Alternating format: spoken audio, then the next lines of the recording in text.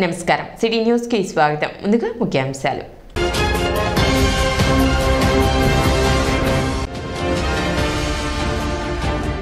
తెనాలి మండల పరిధిలో 70 లక్షలతో అభివృద్ధి పనులు చేపట్టనున్నట్లు వెల్లడించిన ఎమ్మెల్యే అన్నాబత్తుని శివకుమార్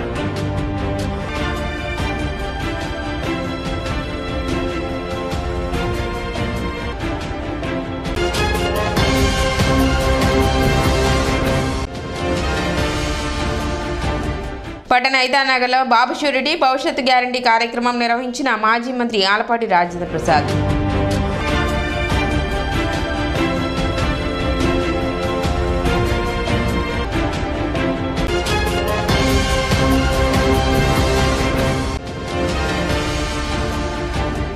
మూడో రోజు కొనసాగిన మున్సిపల్ పారిశుద్ధ్య కార్మికుల ధర్నా చెవిలో పూలు పెట్టుకుని వినూత్న నిరసన తెలిపిన కార్మికులు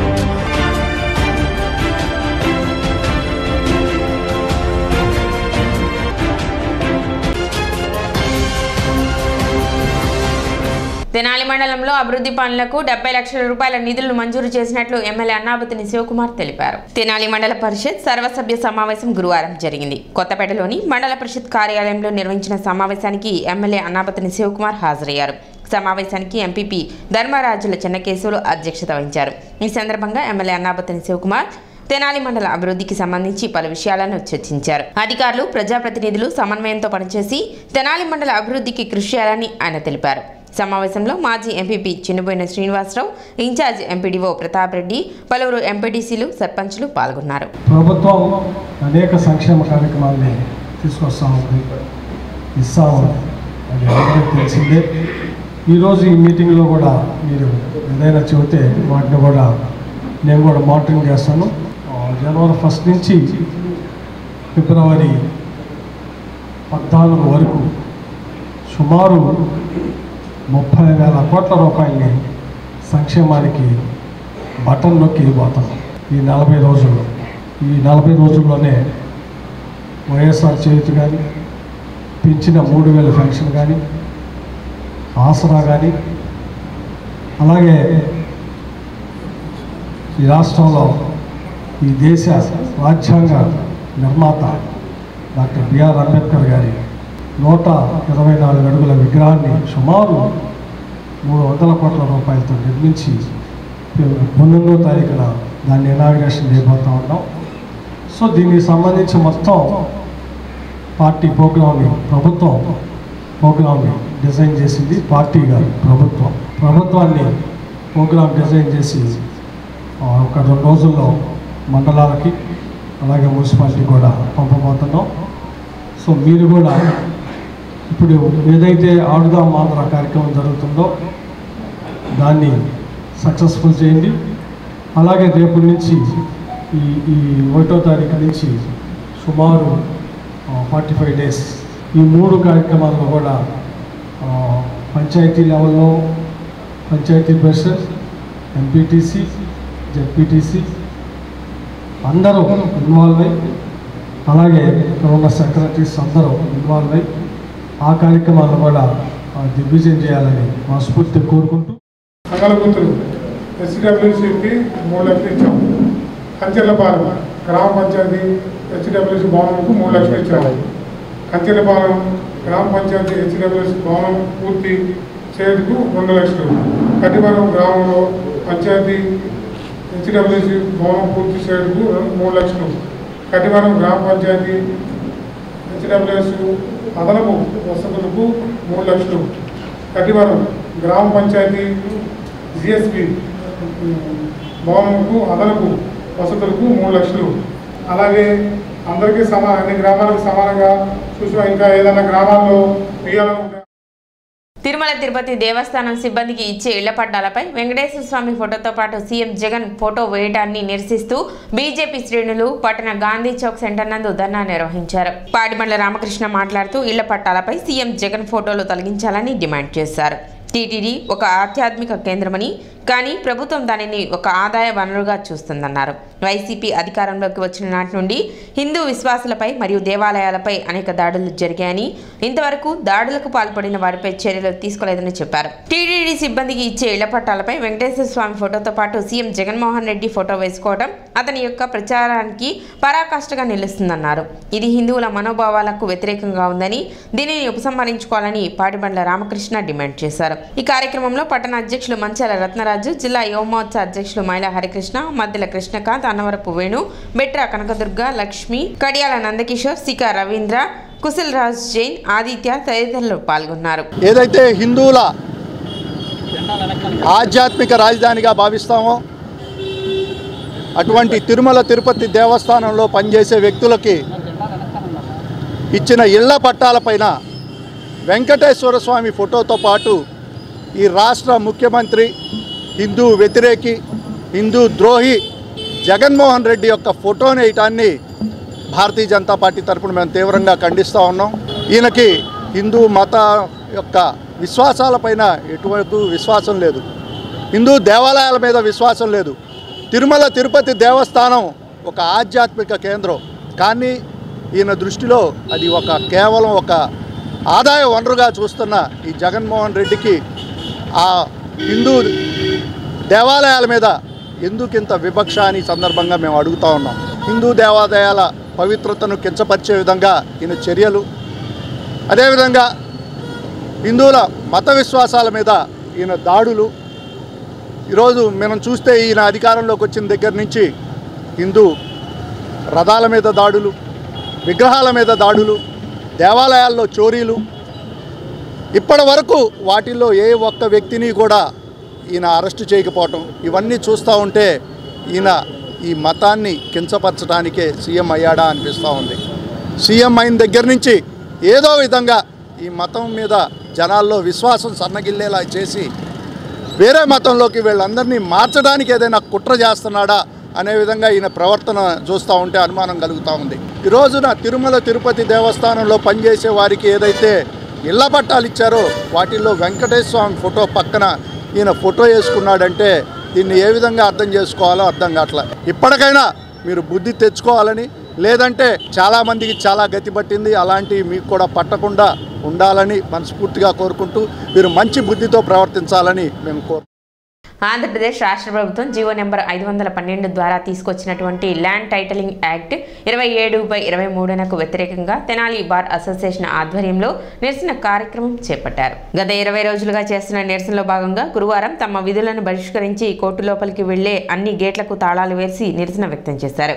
తెనాలి నియోజకవర్గ కాంగ్రెస్ పార్టీ ఇన్ఛార్జి ప్రముఖ వైద్యులు చందు సాంబశివుడు పాల్గొని దీక్షకు మద్దతును తెలిపారు. ప్రభుత్వం తీసుకొచ్చిన నల్ల చట్టాన్ని వెంటనే రద్దు చేయాలని మరియు ప్రజల ఆస్తులకు రక్షణ కల్పించాలని ఈ సందర్భంగా వారు డిమాండ్ చేశారు. ఇటువంటి రాజ్యాంగ వ్యతిరేకమైన చట్టాలను తీసుకురావడం వలన ప్రజలకు జరిగిన అన్యాయాన్ని కోర్టు ముందు కాకుండా రెవెన్యూ ఆఫీసర్ల చుట్టూ తిరిగితే ప్రయోజనం ఉండదని, కాబట్టి ఈ దురుద్దేశపూరితమైన చట్టాన్ని వెంటనే రద్దు చేయాలని వారు ప్రభుత్వాన్ని డిమాండ్ చేశారు. తగాదాలు వచ్చేదే ఎక్కువగా ఆస్తి తగాదాలు. ఒక పక్క క్రిమినల్ ప్రొసీజర్ పక్కన పెడితే సివిల్ ప్రొసీజర్లో ముఖ్యంగా ఆస్తి తగాదాలు. అది పొలం అనివ్వండి, స్థలం అనివ్వండి, ఇంకోటి అవనండి, తర్వాత అన్నదమ్ముల వ్యవహారాలు కానివ్వండి, తండ్రి కొడుకుల వ్యవహారాలు కానీ ఏదైనా వచ్చేదే ఆస్తి మీద. అలాంటి ఆస్తుల మీద లీగల్గా కాకుండా రెవెన్యూ డిపార్ట్మెంట్కి వెళ్తాం ఎంతవరకు సబబు అని చెబుతున్నా. ముఖ్యంగా ఈ యొక్క ప్రభుత్వానికి కానీ ముఖ్యమంత్రి గారు కానీ ఈ స్వాతంత్ర్యం వచ్చిన తర్వాత ఈ 75 సంవత్సరాలు అందరూ పిచ్చాలయ్యి కోర్టులకి ఇవ్వాల. Revenue department is a part and parcel of the government. 5 సంవత్సరాలకు ఒకసారి మారుతూ ఉంటుంది. ఈ 5 సంవత్సరాలకు ఒకసారి మారేటప్పుడు ఎవరు అధికారంలో ఉంటే అసలు మరీ ఈ రీసెంట్గా ఇంతకుముందు రెవెన్యూ ఆఫీసర్స్ కానీ పోలీస్ ఆఫీసర్స్ కానీ what ever they have taken both on the after taking the IPS they use to act independently, స్వతంత్రంగా ప్రయాణం చేసేవాళ్ళు. ఇప్పుడు ఐఏఎస్ ఐపీఎస్ ఆఫీసర్లు కూడా ఒక చిన్న గుమస్తాల్లాగా వచ్చేసి అక్కడ మినిస్ట్రీ ఏది చెప్తే అది, సీఎం ఏది చెప్తే అలా చేస్తున్నారు. అలాంటి పరిస్థితుల్లో ఈ రెవెన్యూ యొక్క హక్కులు చట్టాలన్నీ కూడా రెవెన్యూ ఆఫీసర్లకు ఇస్తే భూమి తగాదాలు కానీ లేకపోతే టైటిల్ కానీ ఇంకొక స్థలాలు కానీ ఏదైనా కానీ రెవెన్యూ వాళ్ళకి ఇస్తే పూర్తిగా రాజకీయం అయిపోయి ఎవరైతే అక్కడ లోకల్ ఎమ్మెల్యే ఉంటారో, ఎంపీ ఉంటారో, మినిస్టర్లు ఉంటారో వాళ్ళకు అనుకూలంగా జరుగుతాయి. రెండవది ఇది చాలా అనర్థాలకు దారితీస్తుంది. ఇది అన్యాయం, అక్రమం. It is against the law. మన రాజ్యాంగం ఏ రకంగా పెట్టారో ఇంతకుముందు మేము కూడా ఇప్పుడు చెప్తా ఉంటాం. రాజ్యాంగాన్నే సంరక్షించేటువంటి బాధ్యత పోయింది. We are in support of the legal bar association which is fighting against the injustice through the GO number 512 and act number 27/23. వాళ్ళకు పూర్తి సంపూర్ణ. ఈ కార్యక్రమంలో తెనాలి బార్ అసోసియేషన్ అధ్యక్షులు మందలపు వేణుగోపాల్, వైస్ ప్రెసిడెంట్ కంచెల్లి చంద్రశేఖర్, ప్రధాన కార్యదర్శి గౌరీశంకర్, సీనియర్ న్యాయవాదులు, జూనియర్ న్యాయవాదులు మరియు న్యాయవాద గుమస్తాలు పాల్గొన్నారు. మేము తెనాలి కోర్టు ప్రాంగణంలో ఫెడరేషన్ వాళ్ళతో సహా రాష్ట్ర వ్యాప్తంగా అన్ని జిల్లాల్లో చేస్తున్న న్యాయవాదులు పోరాటానికి సంఘీభావంగా మేము కూడా మా తెనాలి బార్ అసోసియేషన్ తరపు నుంచి డిసెంబర్ 5వ తారీఖు నుంచి మేము ఉద్యమంలో పాల్గొన్నాం. ఆ కార్యాచరణలోనే పిలుపుతోనే ఇవాళ ఈ రిలే నిరాహార శిబిరాలను ఏర్పాటు చేసుకోవటం, దీనికి ఫెడరేషన్ వాళ్ళు నిన్న వచ్చి వాళ్ళు కూడా సంఘీభావం తెలపటం, అలాగే ఈరోజు ఈ శిబిరానికి ఇచ్చేసినటువంటి పట్టణ కాంగ్రెస్ అధ్యక్షులైనటువంటి డాక్టర్ చందు సాంబశివ గారికి తోటి మన న్యాయవాదులందరూ కూడా ధన్యవాదాలు తెలియజేస్తూ ఈ కార్యక్రమాన్ని ఇంకా ముందుకు తీసుకెళ్ళి ఈ చీకటి జీవో అయినటువంటి చట్టం 27/23 జీవో నెంబర్ 512/23ని రద్దు చేసే వరకు గవర్నమెంట్ మీద ఒత్తిడి తీసుకొచ్చి మనం న్యాయవాదులందరం కూడా కలిసి పోరాడాలని, దానికి అందరూ కూడా సహకరించాలని, పబ్లిక్కి ప్రజలకు అందరూ కూడా అన్యాయం అక్రమాలు జరిగే విధంగా రూపొందించకూడదని మినిమం పరిజ్ఞానం కలిగి చట్టం చేయాల్సిన ఆవశ్యకత ఉంది. కాబట్టి ఈ చట్టం పూర్తిగా ప్రజలకు వ్యతిరేకమైంది. ఈ నిరసన ఏదైతే లాయర్లు తెలియజేస్తున్నారో కేవలం లాయర్ల కోసమే కాదు, పబ్లిక్ యొక్క ఇంట్రెస్ట్ కాపాడటం కోసం, ప్రజల హక్కులు కాపాడటం కోసం, ప్రజల హక్కుల పరిరక్షణ కోసమే మేము ఇక్కడ నిరసన తెలియజేస్తున్నాము తప్ప ఈ చట్టం వస్తే మాకు మరిన్ని కేసులు కూడా వచ్చే అవకాశం ఉంది. ఈ చట్టం ద్వారా జరిగే అక్రమాలను అన్యాయాలను మళ్ళీ అప్పీలేట్ ట్రిబ్యునల్లో మళ్ళీ మా కేసులు వస్తాయి. మాకు లాయర్లకి ఇబ్బంది లేదు. మా కేసులు మాకు వస్తే లాయర్ల కేసుల కోసం కానీ, లాయర్ల హక్కుల పరిరక్షణ కోసం కానీ ఈ నిరసన తెలియజేయట్లేదు. ఈ నిరసన కేవలం పబ్లిక్ ఇంట్రెస్ట్ కోసం, ప్రజల యొక్క హక్కులు కాపాడటం కోసమే మేము నిరసన తెలియజేస్తూ మాకు వచ్చే ఫీజులు కూడా మానుకుని, మా వృత్తిని మానుకుని మేము 3 వారాల నుంచి కూడా నిరసన తెలియజేస్తున్నాం. జడ్జీల చేత దుబ్బులు తింటా, జడ్జీల చేత మేము ఇబ్బంది పడతా కూడా. కాబట్టి పబ్లిక్ ఇంట్రెస్ట్ కాపాడుకోవడం కోసం చేసే ఈ ఉద్యమంలో పబ్లిక్ కూడా ప్రజలు కూడా ప్రాతినిధ్యం వహించి భాగస్వామ్యం. ఈ నెల 30వ తేదీ పద్య సాంఘిక నాటక రచనలపై రచయితలకు తెనాలిలో సదస్సు నిర్వహించనున్నారు. కళల కానాచి తెనాలి మరియు విజయవాడ వేద గంగోత్రి ఫౌండేషన్ సంయుక్త నిర్వహణలో సమకాలీన సాంఘిక పద్య నాటక రచన మరియు సాంఘిక నాటక రచనలపై రచయితలకు కొత్తపేటలోని తెనాలి రామకృష్ణ కవి కళాక్షేత్రం నందు ఈ సదస్సును నిర్వహించనున్నట్లు గురువారం గాంధీనగర్లోని సిపిఐ కార్యాలయంలో ఏర్పాటు చేసిన విలేకరుల సమావేశంలో నిర్వాహకులు తెలిపారు. ఉదయం 9 గంటల నుండి సమకాలీన పద్య నాటక రచనలు, మధ్యాహ్నం 12:30 సాంఘిక నాటక రచనలపై సదస్సు మరియు వర్క్షాప్ ప్రారంభమవుతుందని తెలిపారు. అలా కాకుండా పద్యం కూడా మాదే, మాకు పద్యం తెలిసి ఉండాలి, పద్యం వచ్చి ఉండాలి అనేటువంటి భావన యువతకి కలగాలి అంటే పద్యం యువతకి దగ్గరయ్యేలా చేయాలి. అలా చేయాలి అంటే కేవలం పద్య నాటకం అంటే పౌరాణిక నాటకం, పురాణాలకి మాత్రమే సంబంధించిన నాటకం కాకుండా సమకాలీన సమాజానికి కూడా సంబంధించింది పద్యం అనేది మనం చెప్పగలగాలి. అంటే ఇప్పుడు ఇదేదో మనం కొత్తగా చేస్తుంది కాదండి, ఎప్పటి నుంచో ఉంది. కాళకూరు నారాయణరావు గారు మహానుభావుడు ఆ రోజుల్లోనే 100 సంవత్సరాల క్రితమే సాంఘిక పద్య నాటకాలు రాశారు. ఆయన చింతామణి సాంఘిక పద్య నాటకం, ఆ కాలానికి సమకాలీన సాంఘిక పద్య నాటకం చింతామణి. అలాగే వరవిక్రయం ఆ కాలానికి సాంఘిక పద్య నాటకం. వరకట్నం అనే సమస్య ఇప్పుడు కూడా ఉంది కాబట్టి ఈ కాలానికి కూడా అది వర్తిస్తుంది. అలాగే మధుసేవ ఆ కాలానికి సమకాలీన సాంఘిక పద్య నాటకం. మద్యపానం అనేది ఈరోజు కూడా ఉంది కాబట్టి ఈ కాలానికి కూడా వర్తిస్తుంది అది. సో సాంఘిక పద్య నాటకాలు ఈ కాలంలో ఇప్పుడైతే సాంఘిక పద్య నాటకం రాయాలి అంటే, ఆయన తర్వాత సాంఘిక పద్య నాటకాలు పెద్దగా రాలేదండి. ఒకళ్ళిద్దరు ఏమైనా రాశారేమో నాకు తెలియదు, రాసినా కూడా అవి పెద్దగా ప్రాచుర్యాన్ని పొందలేదు. ఈ కాలానికి సాంఘిక పద్య నాటకం ప్రాచుర్యం పొందేలాగా ఉండాలి అంటే ఈ కాలానికి సాంఘిక పద్య నాటకం ఎలా ఉండాలి అనేది అవసరం. అందుకని సాంఘిక పద్య నాటక పోటీలు, సమకాలీన సాంఘిక పద్య నాటక పోటీలు మేము అనౌన్స్ చేశాం. అందులో భాగంగా సెలెక్ట్ అయిన ప్రతి నాటకానికి ప్రదర్శన పారితోషికంతో పాటు ప్రైజ్ మనీతో పాటు రచయితకి కూడా 25,000 రూపాయలు. గురువారం పట్టణ రామలింగేశ్వరపేట రాజుల కాలనీలోని భగవాన్ శ్రీ సత్యసాయి బాబా మందిరం వద్ద సేవారత్న తంగెళ్ల శేషంరాజు 6వ వర్ధంతి కార్యక్రమం తెనాలి పట్టణ భట్రాజు సంఘం ఆధ్వర్యంలో ఘనంగా నిర్వహించారు. ఈ కార్యక్రమానికి ముఖ్య అతిథిగా రాష్ట్ర బీసీ సంక్షేమ సంఘం అధ్యక్షులు కేసన శంకర్రావు పాల్గొని తంగెళ్ల శేషంరాజు కాంస్య విగ్రహానికి పూలమాలలు వేసి ఘన నివాళులు అర్పించారు. అనంతరం కేసన శంకర్రావు మాట్లాడుతూ బీసీల అభివృద్ధికి ముఖ్యంగా భట్రాజు కులస్తుల సంక్షేమానికి విశేష కృషి చేసిన తంగెళ్ల శేషంరాజు చిరస్మరణీయులని అన్నారు. మంచి వ్యక్తిగా మానవతావాదిగా సమాజంలో అన్ని రంగాల్లో బీసీల అభివృద్ధి చెందాలని నిరంతరం పరితపించేవారని తెలిపారు. స్వర్గీయ సేవారత్న నిరుపేదల పెన్నిధి బీసీ ఉద్యమ నేత సమాజమే దేవాలయం ప్రజలే దేవుణ్ణి సిద్ధాంతాన్ని నమ్ముకొని ఈ గుంటూరు జిల్లాలోనే కాదు ఆంధ్ర రాష్ట్రంలో కూడా బీసీ సామాజిక వర్గాలని చైతన్యపరిచినటువంటి వ్యక్తి తంగెళ్ల శేషంరాజు గారు.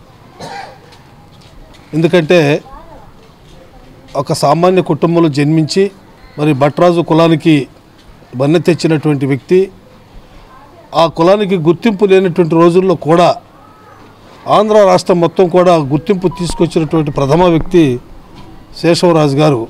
ఈ రాష్ట్రంలో బీసీ వర్గాలే కాదు భట్రాజుల వారు కూడా ఎక్కడున్నా కూడా ఆయన్ని స్మరించుకోవటం అనేది మీ అందరి యొక్క అదృష్టంగా నేనైతే. పట్టణ భట్రాజు సంఘం అధ్యక్షులు గంగరాజు మాట్లాడుతూ తెనాలి పట్టణంలో భట్రాజు కాలనీ ఏర్పాటుకు విశేష కృషి చేస్తారని తెలిపారు.